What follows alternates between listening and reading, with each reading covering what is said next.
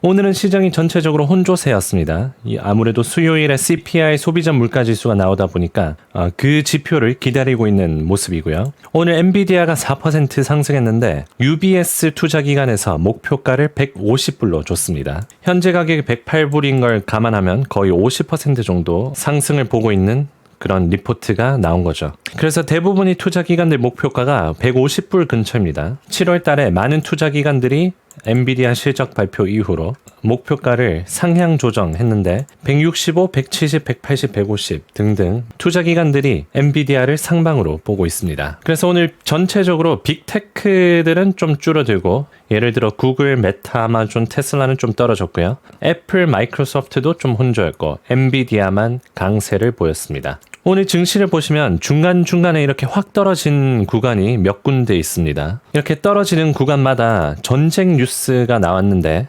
이때는 팍스 뉴스에서 이란이 이스라엘을 24시간 안에 공격을 할 수 있다라는 제목의 기사를 냈습니다. 바로 이 기사인데 이란이 이스라엘을 24시간 안에 공격할 수 있다라고 어느 출처에서 얘기를 했다고 합니다. 어느 출처인지는 얘기 안 했고요. 그냥 현장에서 regional sources에서 그 얘기를 들었다라고 합니다. 그래서 그 뉴스가 나오고 주가가 나스닥이 0.7% 오르고 있었는데 음전이 됐습니다. 거의 한 0.8%를 5분 안에 내렸고요. 점차 회복하는 듯 했으나 또 여기서 확 떨어진 계기가 있습니다.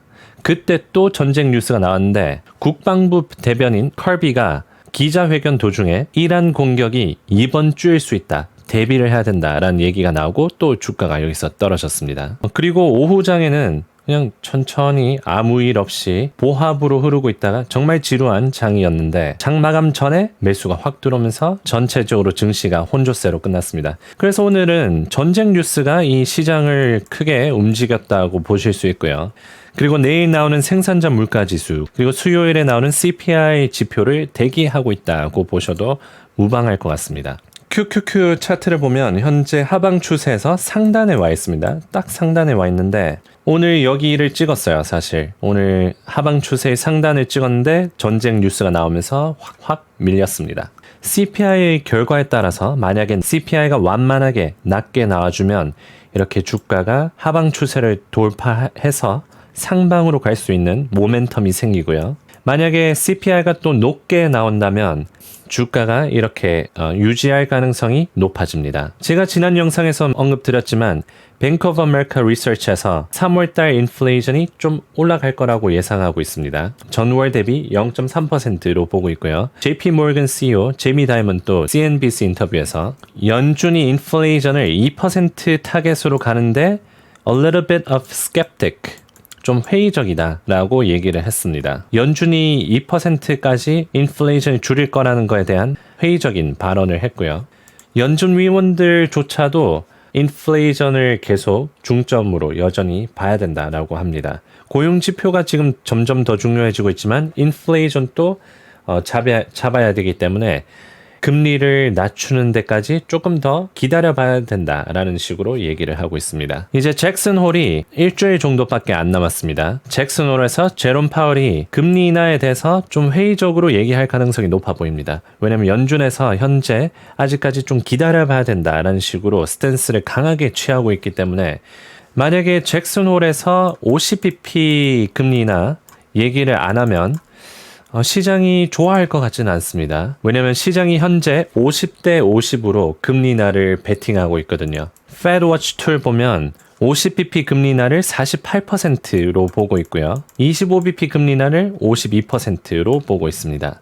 그래서 거의 50대 50으로 시장이 반영이 되어 있는데 제롬 파월이 50bp의 그런 신호를 안 보여준다면 시장이 실망을 해서 실망 매물대가 나올 수도 있습니다. 어쨌든 이번 주에 가장 중요한 건 CPI죠. 오늘 증시도 굉장히 횡보였는데 결국 CPI를 보긴 봐야 됩니다. 추세를 보시면 근원 인플레이션은 계속 추세가 줄어들고 있습니다. 지난달에 3.3%가 나왔고요. 현재 월가 컨센서스는 3.2%로 계속 떨어지는 추세를 유지할 거라고 보고 있습니다. 헤드라인 인플레이션도 예상치가 2.9%입니다. 지난달에 3%가 나왔는데 그것보다 더 낮게 나올 거라고 보고 있죠. 헤드라인 인플레이션 같은 경우 헤드라인 인플레이션 같은 경우 계속 떨어지는 추세긴 하지만 여기서 횡보를 하고 있습니다. 약하게 떨어지고 있긴 하지만 하방 추세가 좀 둔화되고 있는 상황이죠. 전년 대비는 계속 떨어지는 추세로 보고 있고 하지만 전월 대비는 얘기가 좀 다릅니다. 근원 인플레이션은 0.2%로 지난달보다 좀 높게 나올 거라고 보고 있고요. 헤드라인도 마찬가지입니다. 전월 대비가 예상치가 0.2%고요.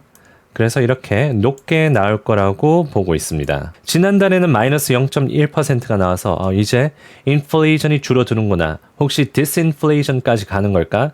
라는 기대감을 줬는데 인플레이션이 다시 전월 대비 기준으로 상승하고 있는 그런 추세가 다시 나오려고 합니다. 그래서 내일 생산자 물가지수가 장 시작하기 1시간 전에 나오는데 상당히 중요합니다. 왜냐하면 생산자 물가지수가 소비자 물가지수의 선행 지표입니다. 그래서 만약에 PPI가 높게 나오면 CPI도 높게 나올 거라고 예상할 수 있고 만약에 낮게 나오면 CPI도 떨어질 거라고 시장이 반영을 할 수 있겠죠. 그래서 QQQ가 지금 굉장히 중요한 위치에 와 있습니다. 이제 하방 추세의 상단에서 돌파를 하고 상승할지 아니면 여기 찍고 또 떨어진 추세로 나올지 지금 결정되는 구간이고요. 지난주 월요일에 거의 블랙 먼데이처럼 쫙 떨어졌었죠. 그런데 점차 회복을 했습니다. 이제 또 변곡점까지 왔습니다. 이번 주 CPI가 나오는데 이 지표가 어떻게 나오느냐에 따라서 벗어나서 올라가거나 아니면 여전히 이 하방 추세를 유지할 가능성이 있는지 그 점을 지켜보면 될 것 같습니다. 그리고 전쟁 뉴스도 계속 나옵니다. 전쟁 불안으로 유가가 80불에 도달하면 주가 반등이 중단할 거라는 그런 비관적인 뷰도 있고요. 그래서 지금 또 전쟁이 계속되고 있습니다. 팍스 뉴스에 의하면 빠르면 내일 이란이 이스라엘을 공격할 수도 있다라고 얘기하고 미국 국방부에서도 이번 주에 이란이 이스라엘을 공격할 우려가 있다라고도 얘기를 했습니다. 그래서 오늘 유가가 많이 올랐죠. 크루드 오일이 3.8% 상승, 브렌트가 1.7%, 그리고 골드가 정말 많이 올랐습니다. 1.7%까지 올랐는데 이제 신고점 또 순식간에 신고가 근처까지 올라왔습니다. 골드 가격이 꾸준하게 계속 상승하는 것은 시장이 얼마나 예민하고 불확실성이 많기 때문에 안전자산으로 몰리는지 확인할 수 있는 지표입니다. 시장에 이제 5가지 리스크가 있습니다. 첫 번째로 경기 침체, 그리고 경기의 성장 위협, 그리고 경기의 성장 둔화 압력이 있고요. 일본 금리 인상 및 엔캐리 트레이드 청산 우려 있고요. AI 가치 우려. 오늘은 엔비디아가 주가가 상승하면서 어느 정도 좀 완화가 되었습니다. 하지만 지난주에는 90%를 2차례 테스팅을 했었죠. 그리고 중동 전쟁 이슈도 계속 진행되고 있습니다. 그리고 이번 주에는 CPI 인플레이션 우려가 있습니다. 만약에 인플레이션이 다시 올라가기 시작하면 연준에서 금리 인하를 안 하려고 하겠죠. 그럼 미국의 경기 침체 그리고 성장 위협에 더 큰 압력을 가하게 됩니다. 그렇게 되면 엔캐리 트레이드 청산 우려가 더 증가되고 AI 가치 우려가 증폭되고 모두 연관성 있게 도미노 이펙트처럼 하나가 또 다른 악재를 불러일으키는 그런 상황이 나올 수 있습니다. 그래서 시장이 지금 굉장히 예민한 상태입니다. 지난주 월요일에 크게 떨어졌지만 어느 정도 회복해서 나스닥이 하방 추세에서 벗어나려고 하고 있는 상황이고요. 그래서 이번 주에는 CPI가 잘 나와주는 게 핵심입니다. 만약에 이게 또 높게 나오면 상승했던 거를 다시 되돌려 놓을 가능성이 높고요. 만약에 CPI가 잘 나온다면 이제 하방 추세에서 벗어나서 어느 정도 회복할 수 있는 안도 랠리에서 이제 진짜 랠리로 올라갈 수 있는 상태가 될 수 있습니다. 이 5가지 리스크를 잘 생각해 보시고 오를지 떨어질지 그 가중치를 잘 살펴보면 주가가 왜 오르고 왜 떨어지는지에 대한 이해를 도울 수 있을 겁니다. 오늘의 시장 브리핑은 여기까지고요. 도움이 되셨으면 좋아요와 구독 한 번씩 눌러주시고요. 질문 있으시면 댓글에 달아주시면 제가 답변 드릴 수 있는 거는 답변 드리도록 하겠습니다.